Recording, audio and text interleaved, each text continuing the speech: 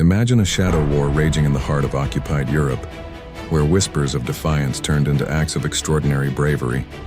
Today, you're about to step into the hidden world of WWII's resistance and the Christmas Truce of 1914, a story of forgotten heroes and humanity triumphing over war. Imagine a shadow war raging in the heart of occupied Europe, where whispers of defiance turned into acts of extraordinary bravery. Today, you're about to step into the hidden world of WWII resistance and the Christmas Truce of 1914, a story of forgotten heroes and humanity triumphing over war. This is the tale of ordinary people doing extraordinary things, risking everything for peace, kindness, and the very essence of what makes us human. It was the winter of 1914, and Europe was engulfed in the chaos of World War I. Soldiers lined the trenches, facing each other across frozen battlefields, living under the constant shadow of death. The war had already claimed countless lives, yet the fighting raged on. The smell of gunpowder, the sound of distant artillery, and the bitter cold of the trenches defined daily life. But amid this harsh reality, something unexpected was about to unfold. As Christmas approached, many soldiers found themselves longing not for victory, but for a moment of humanity, a chance to remember they were still human. Messages passed quietly between the opposing sides.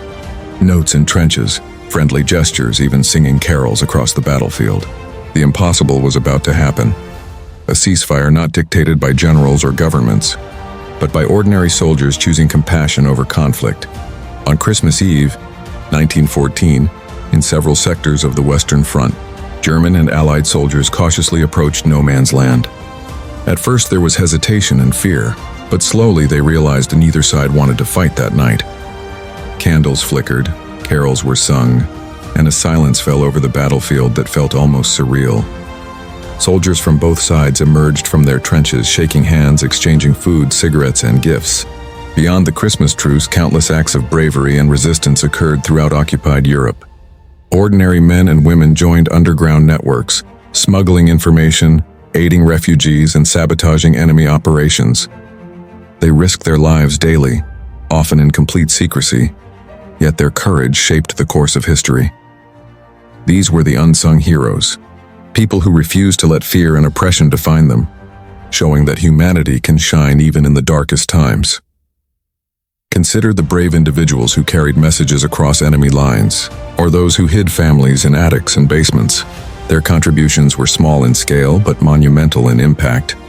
Each act of kindness, each small rebellion, sent a clear message.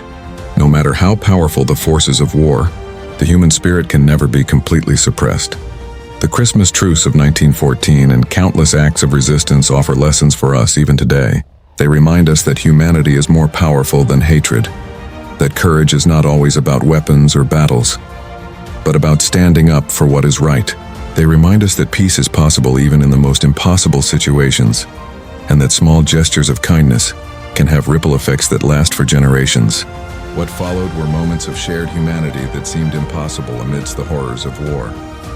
In some areas, informal soccer matches were organized, with laughter echoing where gunfire had once dominated.